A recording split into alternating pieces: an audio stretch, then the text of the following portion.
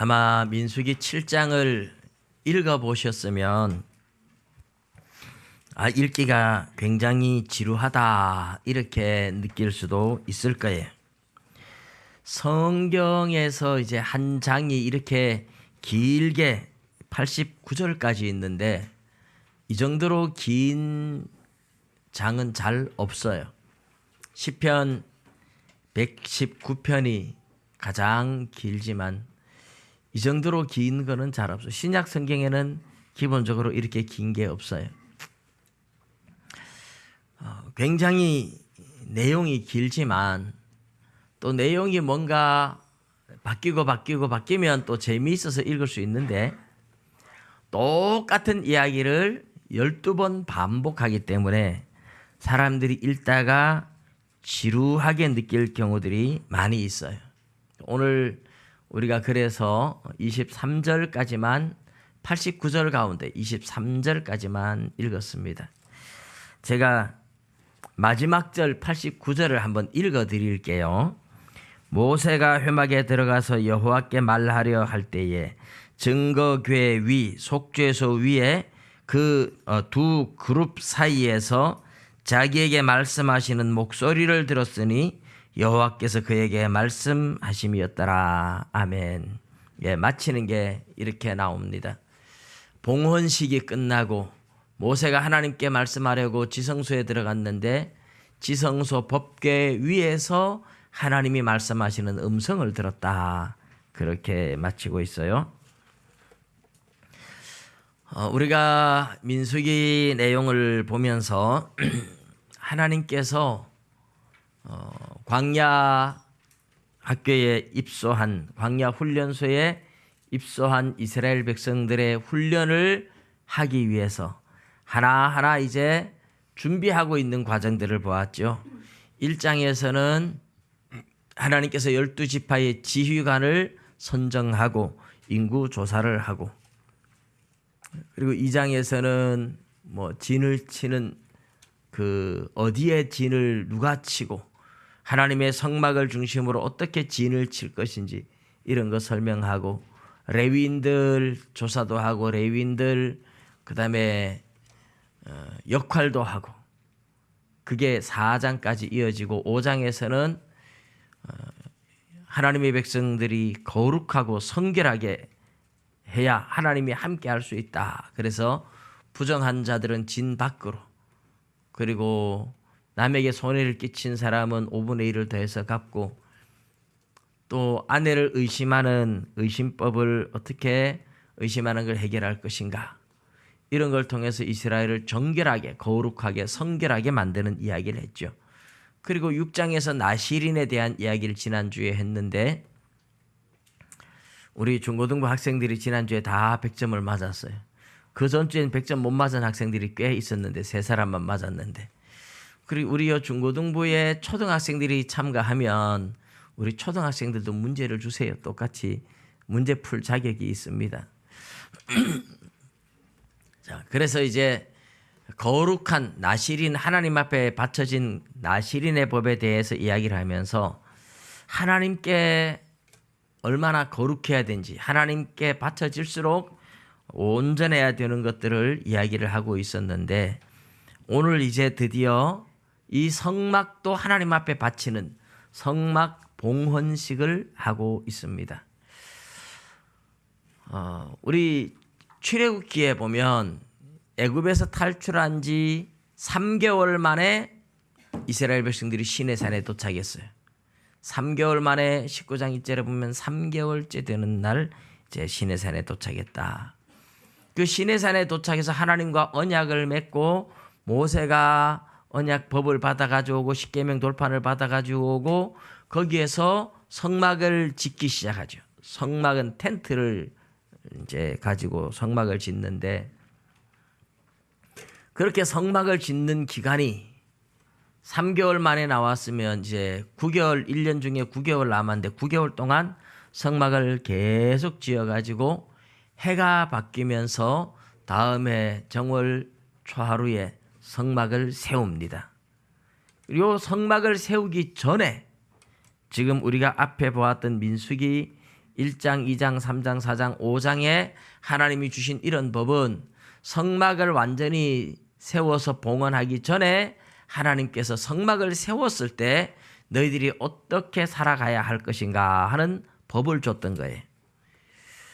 그러니까 성막을 세우고 나면 성막 세우고 너희들이 어떻게 진을 쳐라. 그리고 이 성막을 세울 때에 이끌어갈 진행 방향은 어느 지파부터 유다 지파부터 앞에 가고 이사갈 스불론 그다음에 루벤 지파 시므온 지파 뭐 이렇게 이제 갓 지파 이렇게 따라가고 그리고 뭐 성막 따라가고 이렇게 이제 그다음에는 베냐민 지파에 속한 세 지파 단 지파에 속한 세 지파 이렇게 이제 진행도 하고 진도 치고 그런 것들을 미리 다 정해줘야 되죠. 미리 다 정해주고. 그래서 이 민수기는 따지고 보면 출애굽기 40장에서 성막 세우는 장면이 딱 나오는데 성막 세우고 나면 바로 뭐 하겠어요? 봉헌식을 하겠죠. 그리고 이 7장은 출애굽기 40장에 바로 연결을 해서 딱 붙여놔도 하나도 뭐 오류가 없거나 또는 어떤 뭐 어려움이 없이 바로 연결될 수 있는 그런 내용입니다. 출애굽기 마지막 40장에서 민수기 7장으로 바로 오지 않고 중간에 레위기서가 들어있고 민수기 1장에서 6장이 들어있는 거죠. 이 레위기서도 하나님께서 성막을 다 짓기 전에 성막을 짓고 하나님 앞에 제사를 드리려면 너희들이 어떻게 제사를 드려야 된다 하는 5대 제사 이야기를 하고 하나님의 백성으로 언약 백성으로 사는 법은 이렇게 살아야 된다 하고 거룩하게 구별된 삶을 사는 방식을 설명해 주었던 것이 레위기서죠.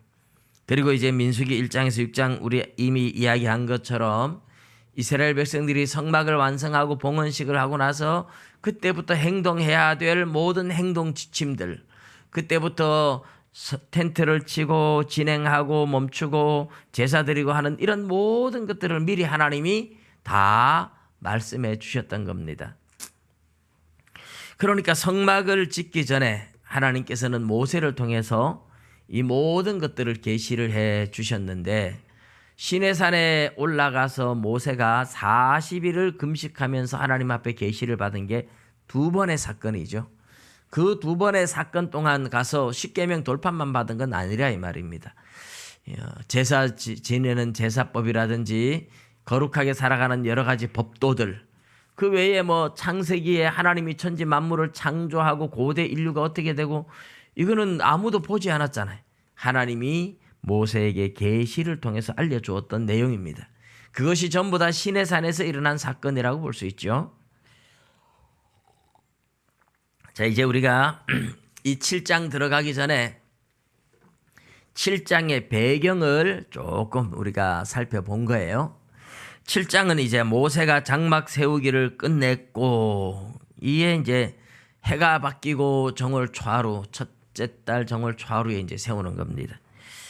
그렇게 그것에 기름을 발라 거룩하게 구별하고 출애굽기 40장에 보면 이 성막을 세우는데 성막의 모든 기구들을 하나님께서 기름을 발라 거룩하게 해라 그렇게 해요.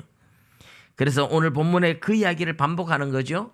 성막 세우기를 끝내고 그것에 기름을 발라 거룩히 구별하고 하나님께서 기름을 발라서 거룩하게 구별해서 하나님 것으로 구별해 놔라. 그렇게 기름을 발라서 구별하라고 하죠. 이렇게 기름을 발라 거룩하게 구별하고 또 그 모든 기구와 제단과 모든 기물에도 기름을 발라 거룩하게 구별한 날에 성막 텐트만이 아니라 법궤, 분향단, 등잔, 떡상, 물두멍, 번제 그리고 그 번제에 쓰는 여러 가지 도구들이 있어요. 뭐 불 옮기는 불그릇, 불집게, 재 끌어내는 것, 담는 통, 뭐 물그릇 온갖 것들이 있는데 모든 성막에서 쓰는 모든 기구들은 기름을 발라서 구별해라. 이 구별했다 하는 것은 이제 하나님의 것으로 구별한 거예요. 사람이 함부로 손을 대면 안 되는 거죠. 하나님의 것이니까. 여리고성을 정복했을 때 여리고성은 가나안 정복의 첫 열매니까 첫 열매는 하나님께 온전히 드려야 되죠. 그래서 하나님께 드렸는데 그걸 손댄 아간이 죽임을 당했습니다. 왜냐하면 아간도 하나님과 함께 하나님께 여리고 성과 함께 바쳐진 것이 돼요. 여리고 성의 것을 가져가면 내 것이 되는 것이 아니라 하나님의 것을 가져가니까 나도 하나님의 것이 되어버리더라 이 말입니다. 온전히 바쳐진 자는 반드시 죽이라고 레위기 27장 마지막에 그렇게 나와요. 그래서 아간이 이스라엘 공동체에 있으면서 바쳐지니까 이스라엘 공동체도 함께 바쳐지니까 적들과 싸워 이길 수가 없어요. 바쳐지는 거는 죽은 거나 다름없거든요. 그래서 아간을 도려내야만 너희들이 산다. 그래서 아간과 그 가족들을 싹 도려내서 심판하고 나서야 이스라엘 공동체가 사는 겁니다. 그래서 하나님 앞에 바쳐진 것, 만일에 불덩어리를 끌고 오면 불덩어리가 없어지는 게 아니라 내가 불붙어 버리는, 내가 불덩어리 끌고 왔는데 그 불덩어리가 나를 불붙여 버려서 나도 불덩어리가 되는 그런 격이 되는 거죠. 하나님 앞에 바쳐진 것을 사람이 손댈 수 없는 겁니다. 그래서 하나님 앞에 이 성막을 완성하고 난 후에 기름을 발라서 다 하나님의 것이라고 해놓고 그 다음에 이제 그 하나님께 예물을 드려요. 예물. 그게 이제 봉헌식이에요. 봉헌식. 오늘 우리가 이렇게 이제 뭐 건물을 사거나 짓거나 하고 나면 하나님 앞에 헌당식을 하잖아요. 하나님 앞에 바치는. 근데 헌당식은 하나님 앞에 완전히 드려야 되는데 우리처럼 이제 빚을 다 못 갚으면 헌당식이 안 돼요. 왜냐하면 빚을 못 갚으면 언제든지 은행에서 차압해 갈 수 있기 때문에 빚을 다 갚았을 때 이제 완전히 하나님 것이다. 이렇게 되는 거잖아요. 이스라엘 백성들은 이제 일종의 봉헌식, 이게 오늘날로 말하면 헌당식과 같은 거예요. 헌당식. 그런데 그 이스라엘 12지파의 지휘관 우두머리들이 있었잖아요. 그 사람들에게 하나님께서 너희들이 헌물을 드리라고 했어요. 그래서 수레 6대와 소 12마리를 12지휘관이 드립니다. 소 12마리는 지휘관 한 사람이 소 한 마리씩 드리면 되는 거고 수레는 6개니까 두 지파에서 수레 한 대. 수레가 그냥 수레가 아니고 덮개가 있는 수레. 요즘도 보면 덤프트럭, 큰 덤프트럭들이 이제 덮개가 다 있죠. 옛날에 덮개 없이 가다가 뭐 돌 같은 거 떨어지면 뒤에 차 유리창도 깨고 막 이랬잖아요. 그래서 요새는 법으로 엄격하게 해서 덮개를 다 덮도록 만들어 놨습니다. 수레도 덮개가 있게 하신 이유는 아마 사막에 바람도 한 번씩 불고 뭐 이래서 먼지 같은 거 묻지 않게 하기 위해서 그렇게 했던 것 같아요. 덮개 있는 수레로 6개를 두 지파가 수레 하나, 두 지파가 수레 하나 이렇게 하나님 앞에 드렸습니다. 그리고 하나님께서는 이것을 회막 봉사에 레위인들에게 주어서 회막 봉사에 쓰게 해라 이랬는데 소 2마리가 수레 한 대를 끄는 거예요. 소 1마리가 수레 한 대를 끌면 무거워서 소가 가다가 아마 지칠까 봐 2마리가 수레 한 대를 끌도록 이렇게 하신 거죠. 그래서 게르손 자손에게는 소 4마리와 수레 2개, 그리고 무라리 자손에게는 소 8마리와 수레 몇 대요? 4대. 6대 중에 2대 빼면 4대죠. 고핫 자손에게는 수레를 하나도 안 주었습니다. 왜 그럽니까? 고핫 자손은 전부 다 어깨로 매는 거니까. 법궤나 이런 거 성막에 이 뭐 분향단 이 전부 다 어깨로 매야 돼요. 수레에 실으면 안 돼요. 그래서 어깨로 매는 거기 때문에 고핫 자손에게는 수레를 하나도 주지 않았고 무라리 자손에게는 수레를 4대, 게르손 자손보다 2배를 더 주죠. 게르손 자손들이 옮기는 것은 천막입니다. 텐트.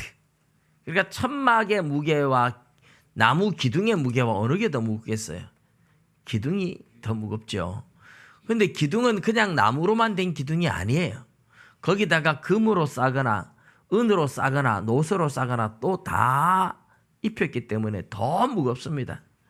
여러분 노소로 기둥 하나 다 덮어 씌웠다 얼마나 무거운지 몰라요. 그래서 다 덮어 씌운 이 기둥들과 널판지들 이런 것들을 무라리 자손들이 가져가야 되기 때문에 훨씬 무겁습니다. 그래서 수레 4대를 주고 게르손 자손은 천막들을 걷어서 가는 거기 때문에 좀 가볍죠. 그래서 수레 2대를 주고 하나님께서는 레위 자손들한테 수레와 소를 주는데 그들의 직임대로 주셨다 이래요. 하나님이 일을 맡기면 저와 여러분에게 오늘날도 마찬가지 일을 맡기면 그 일을 감당할 수 있는 지혜를 주시고 힘을 주시고 사람이 필요하면 사람도 붙여주시고 돈이 필요하면 돈도 붙여주시고 필요한 만큼 주시는 겁니다. 내가 감당할 수 없는 것을 하나님께서 억지로 맡기시고 이런 법이 없어요. 하나님은 우리에게 어떤 것을 맡길 때는 그것을 감당할 수 있는 지혜와 능력과 필요한 모든 것을 붙여주죠. 모세를 부르실 때도 모세가 나 말을 잘 못합니다. 그러니까 말 잘하는 네 형 아론을 내가 보내줄게. 이래서 말 잘하는 아론 형을 보내줍니다. 하나님은 항상 그렇게 우리에게 어떤 사명을 주실 때 감당할 수 있는 은혜를 주시는 줄 믿으시기 바랍니다. 예수님께서 12제자 파송할 때 그냥 보내지 않았잖아요. 귀신을 제어하고 병자를 고치고 죽은 사람을 살리는 능력을 주어서 보냈던 겁니다. 그래서 오늘 우리가 하나님 앞에 받은 사명 순종하면 하나님께서 더 큰 것 맡기고 더 큰 것 맡기는데 큰 일을 맡는 게 손해가 아니라 큰 일을 맡으면 큰 일을 감당할 수 있는 힘과 능력과 필요한 것들을 하나님이 다 주시기 때문에 그것이 엄청난 복이에요. 그래서 하나님 앞에 어떤 일을 맡든지 감사함으로 충성되게 하면 하나님께서 더 큰 것을 주시고 더 많은 것을 채워주시는 분입니다. 그래서 여러분 하나님의 일을 하는 것이 손해라고 생각하지 마세요. 헌신은 하나님 앞에 내가 헌신하는 것이 나의 축복인 줄 믿으시기 바랍니다. 전에도 말씀을 드렸지만 엘리야를 먹여 살린 사렙다와 과부는 그 흉년에 먹을 것이 없어서 굶어 죽으려고 하던 사람입니다. 엘리야가 와서 마지막 남은 가루와 기름 가지고 떡 만들어서 나부터 먼저 갖다 주어라. 그리고 갖다 주니까 통에 가루가 없어지지 않고 기름이 없어지지 않아서 그 가뭄이 끝날 때까지 그 여인과 아들이 먹고 살 은혜를 입은 거죠. 그 여인이 엘리야를 하나님의 사람을 먹여 살리는 헌신을 한 겁니다. 그런데 그렇게 헌신하는 그것이 바로 자기를 살리는 길이었습니다. 믿으시기 바랍니다.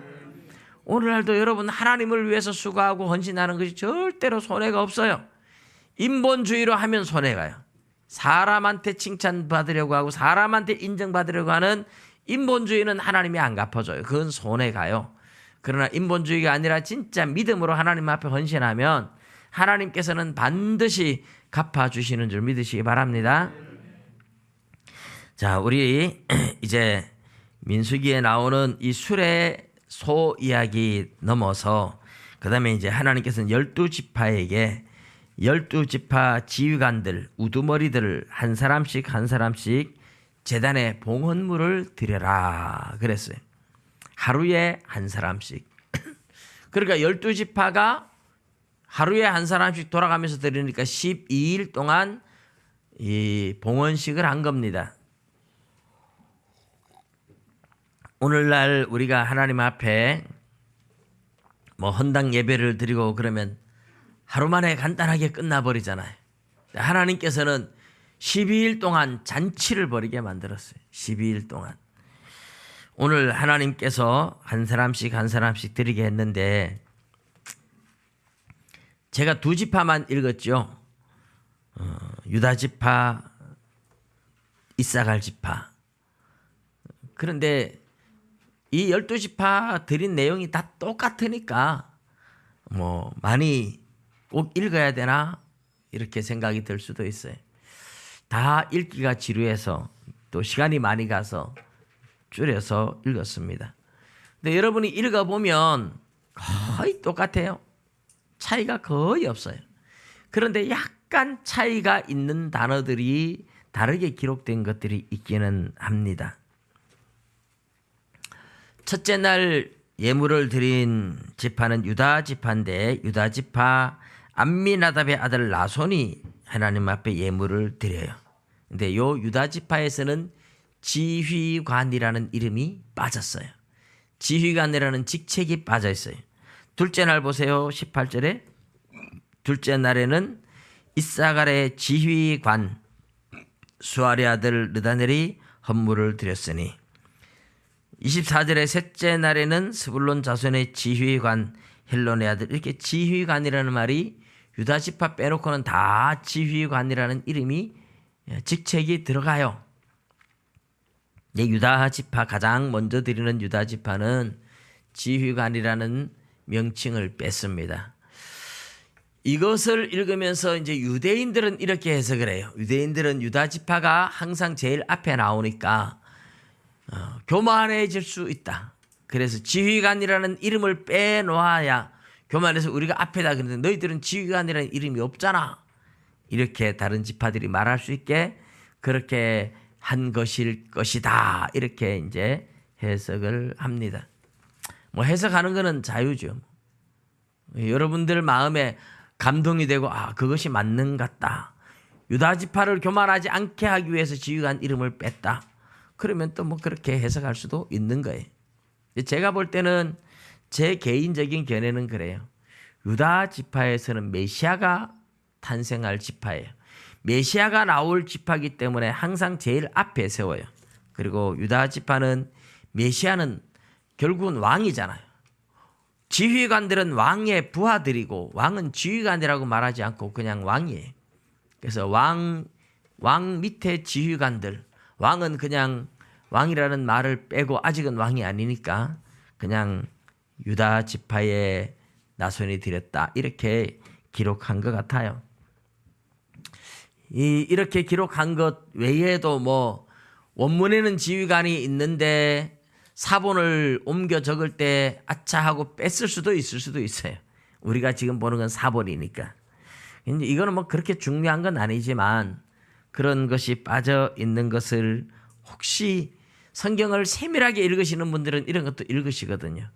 그래서 이런 것은 여러 가지 가능성은 있는데 제가 개인적으로 기도하면서 생각되어지는 것은 유다 지파에서는 메시아 왕이 올 것이기 때문에 지휘관이라는 이름을 쓰지 않고 암시적으로 왕에게는 어떤 명칭을 따로 붙이지 않은 것 같다. 이런 느낌이 들었습니다.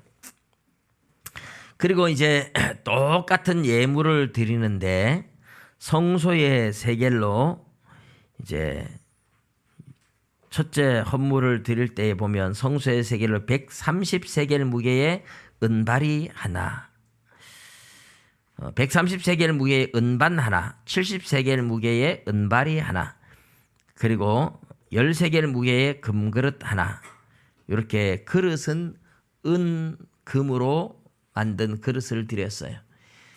한 세겔에 대해서 성소의 세겔이 또 다르고 다른 세겔하고 또 다르고, 그래서 어떤 사람은 한 세겔을 뭐 5g이다 이렇게 말하기도 하고 어떤 사람들은 한 세겔을 12g이다 이렇게 말하기도 하는데 성소의 세겔은 아마 12세겔로 그렇게 말했던 것 같아요.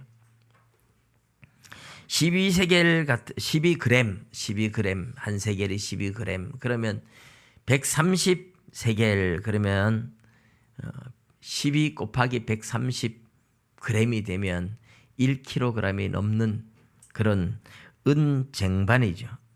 은반 하는 말은 은쟁반이라는 뜻이고 은발이 하는 것은 사발 접시를 말하는 거예요.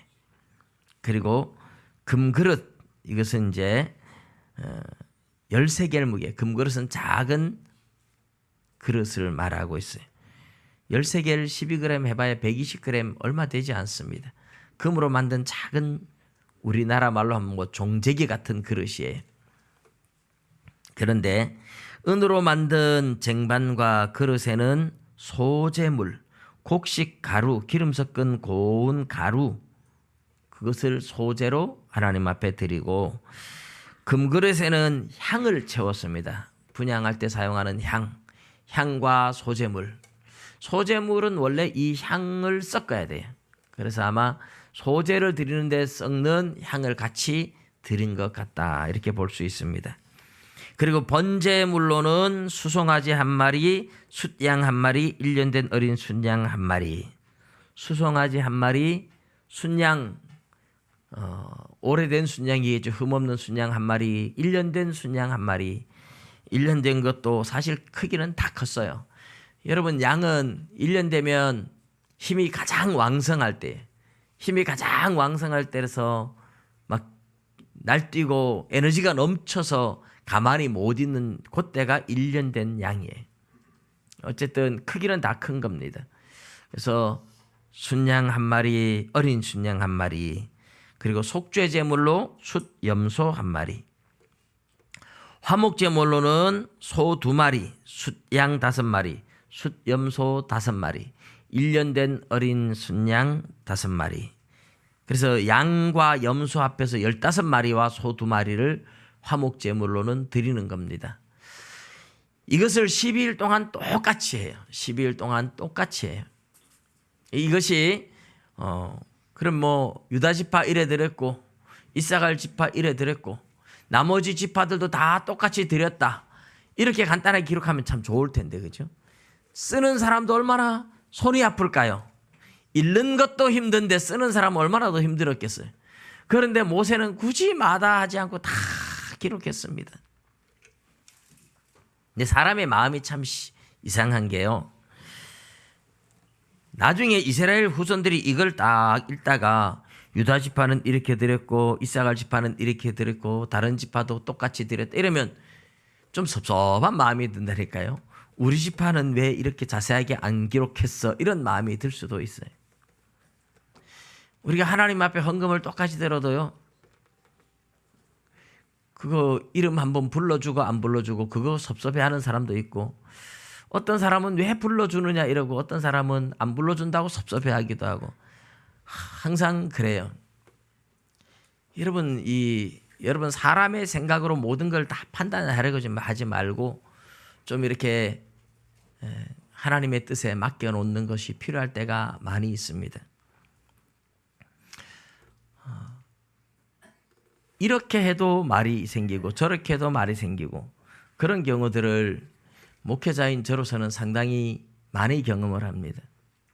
제가 예를 들어서 성도들한테 밥을 사주면 저한테 들려오는 소리가 목사님 돈이 많아서 성도들 밥 사준다, 이런 얘기를 성도들한테서 들었어요. 들려와요, 걸쳐서. 근데 또 이제 다른 성도들한테, 이렇게 다른 교회 성도들한테 얘기 들어보면 목사님은 생전 밥 사는 법 없고 얻어먹기만 하고 평생 목사님한테 밥 한 번 못 얻어먹었다, 이런 얘기도 또 들려와요. 그러니까 밥을 사줘야 됩니까? 안 사줘야 됩니까? 형편 따라서 하는 거예요.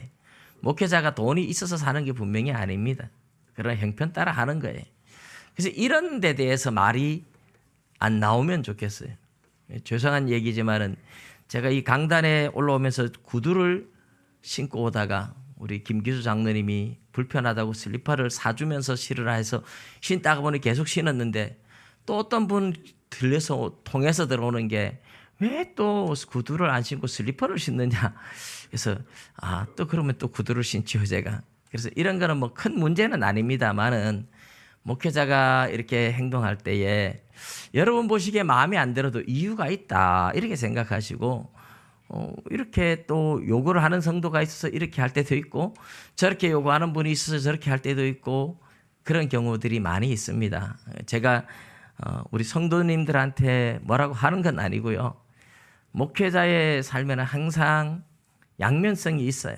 그래서 내가 생각하는 기준으로 모든 걸 판단하지 말고 이유가 있겠지, 정 궁금하면 저한테 찾아와서 왜 그렇게 하세요? 이렇게 물어보세요. 그러면 제가 마음에 부담 가면 제가 고쳐드릴게요.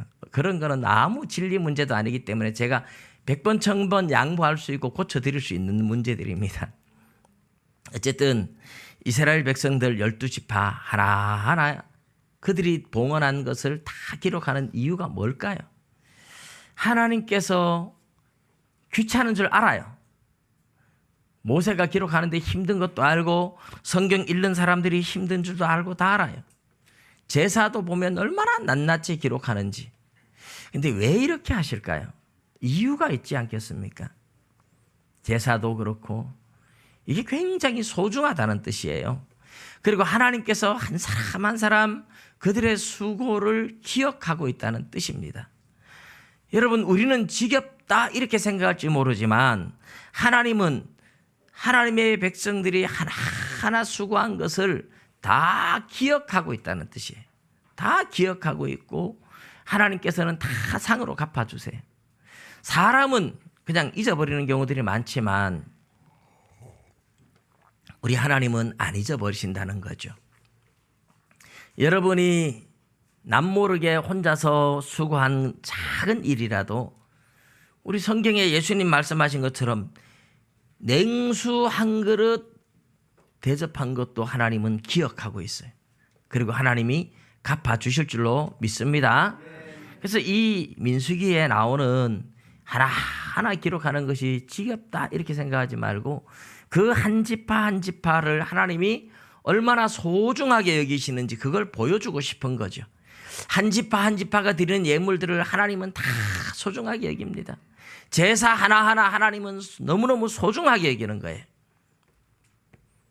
여러분, 수고하시다가 목사님이 내가 이렇게 수고해도 생전 알아주지도 않고 목사도 실수도 하고 허물도 많고 그럴 때 많습니다. 근데 제가 못 알아주고 제가 잊어버리고 이래도요, 하나님께서는 여러분의 수고를 다 기억하고 계신 줄 믿으시기 바랍니다. 분명히 하나님 기억하시고 제가 할 수 없는 상으로 하나님이 갚아주시는 줄 믿으시기 바랍니다. 오늘 그리고 이제 제물을 보면 번제했죠. 소, 양, 순양 한 마리, 1년 된 순양 한 마리, 소 한 마리 번제 드렸어요. 속죄제는 숫염소, 소제물도 드렸죠. 화목제 드렸습니다. 그런데 5대 제사에서 빠진 게 하나 있죠. 뭐가 빠졌어요? 속건제가 빠졌어요. 속건제. 근데 따지고 보면 속죄제와 속건제는 똑같은 제사입니다. 속죄제와 속건제를 굳이 구별하지 않고 하나의 제사로 묶어서 얘기할 때가 많이 있습니다. 속죄제와 속건제는 드리는 방식도 똑같아요. 근데 이제 단지 속건하는 말은 말 그대로 물건에 손해를 입혔을 때 하나님 앞에 속죄하는 거고, 속죄는 어떤 금령, 율법을 어겼을 때 드리는 거고, 그런 차이는 있습니다만은 이게 정확하게 구별되지 못할 때도 많이 있어요. 속건제와 속죄제는 하나의 제사로 생각하고 속죄제라는 하나의 제사를 이야기하고 있는 겁니다. 근데 어쨌든 5대 제사, 속죄제와 속건제를 같이 묶었다고 보면 소제와 번제와 속죄제와 화목제를 다 드리는 겁니다. 이 성막을 완성했을 때 하나님 앞에 드리지는 모든 제사, 여러분, 성막이 궁극적으로 상징하는 것은 하나님의 나라를 말하는 거고, 모든 성도들이 하나님 앞에 구원 얻어서 하나님 나라에서 하나님을 모시고 살게 될 영원한 하나님의 나라에 대한 상징입니다. 그런데 하나님의 백성들이 다 구원 얻어서 하나님 앞에 가게 될 때 그 모든 공로는 뭐 때문에 되느냐? 예수 그리스도가 우리를 위하여 하나님 앞에 희생한 십자가의 희생 덕분에 우리가 다 구원 얻게 되는 줄 믿으시기 바랍니다. 그러면 예수 그리스도가 하나님 앞에 드리지는 그 모든 은혜를 한마디로 표현할 수 없어서 성경에서는 번제로도 표현하고 속죄제로도 표현하고 화목제로도 표현하고 다양한 제사로 표현하는 겁니다. 소제로도. 그래서 이 5가지 제사를 다 뭉뚱그려서 하나님 앞에 드리면서 이렇게 모든 제사를 통해서 예수 그리스도의 희생과 헌신을 나타내고 있는 겁니다. 이 모든 제사를 통해서 하나님의 성막 봉헌식을 하는 것은, 우리가 구원 얻고 천국이 완성되는 것은 예수님께서 우리를 위하여 희생한 그 엄청난 희생, 예수님이 우리를 위하여 희생한 그 희생, 다양하게 해석할 수 있는 그 희생을 통해서 우리가 구원을 얻는다. 이걸 설명하기 위해서 모든 제사를 다 같이 드리게 하고 있습니다. 한마디로 표현하면 이런 다양한 제사는 예수 그리스도의 희생을, 예수님의 헌신을 설명하기 위한 거죠.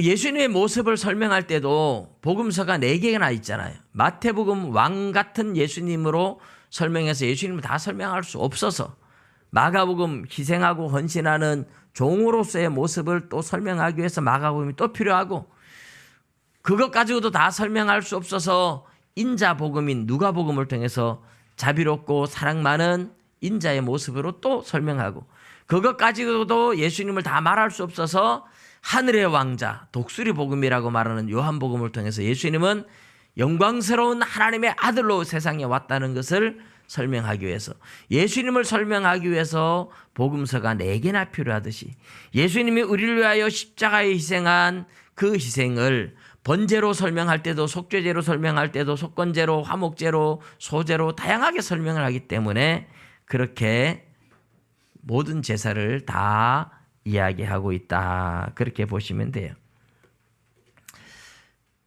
그런데 아주 중요한 것은 여기에 제사 제물 중에 무슨 제물이 제일 많죠?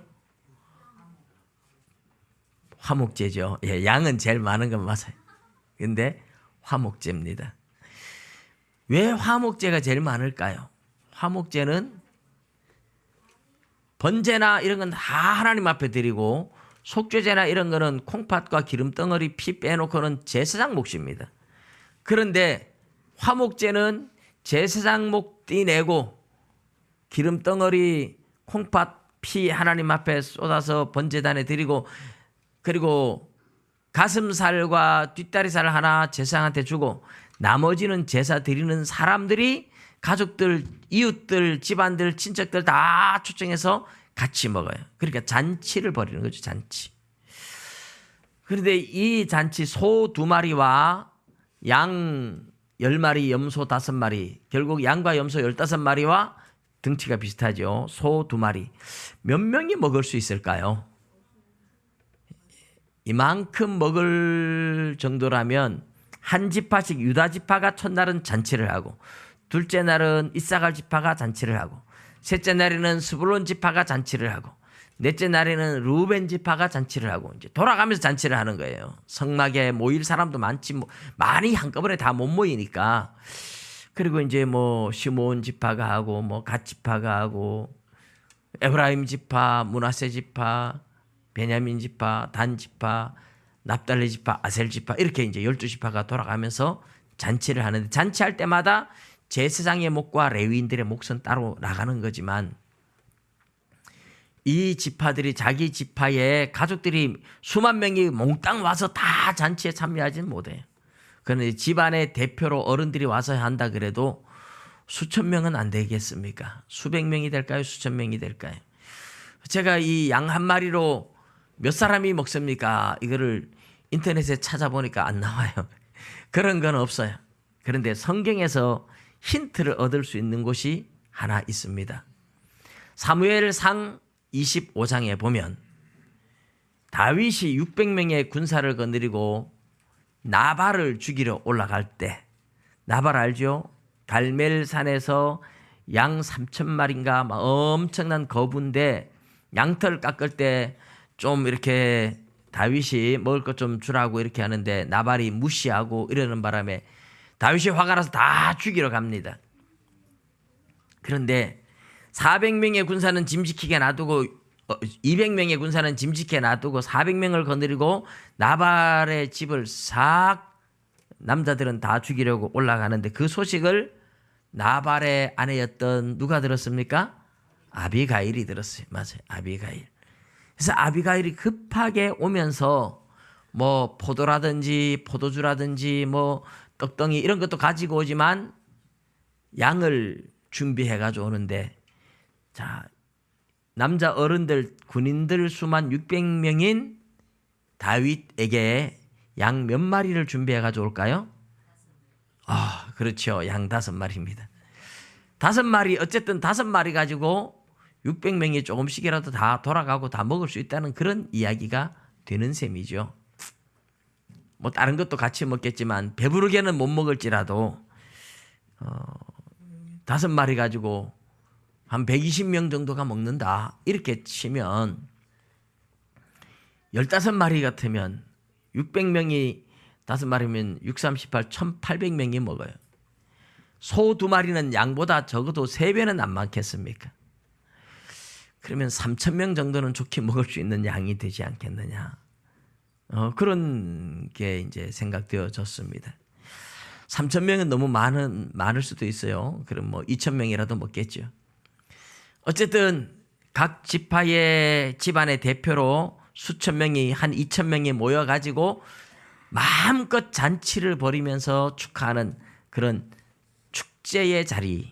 하나님께서 화목제를 그래서 화목제로는 소 2마리와 양과 염소 15마리를 통해서 하나님 앞에 드리고 그 지파가 드릴 때는 그 지파에 잔치가 벌어지도록 만드는 그런 날입니다. 하나님 앞에 봉헌식을 할 때 이런 지파들이 예물을 드리면서 함께 먹을 음식을 해서 먹으면서 잔치를 벌이는 거예요. 하나님 앞에 우리가 예배를 드리는 것이 이런 기쁨과 잔치의 기쁨을 가지고 요즘은 잔치가 많이 기쁘진 않은 것 같아요. 옛날에는 워낙 먹을 것이 없을 때에 동네에 누구 집에 잔치를 한다 그러면 막 동네 사람들이 다 가서 찌짐 굽고 막 떡하고 그러면 그거 하나 얻어 먹으려고 막 아이들도 기웃거리고요. 얼마나 잔치가 기쁨이 있었는지 몰라요. 우리가 어릴 때만 해도. 요즘은 먹을 것이 넘쳐나서 그게 그렇게 기쁨인지 우리는 너무 잘 모르지만 아마 뭐 한 50대 되신 분들은 대체로 시골의 출신들은 다 옛날에 잔치가 얼마나 큰 기쁨이었는지 다 알 거예요. 그런 기쁨이 하나님 앞에 봉헌식을 할 때 있었다 하는 겁니다. 마지막으로 우리가 볼 것은 이제 마지막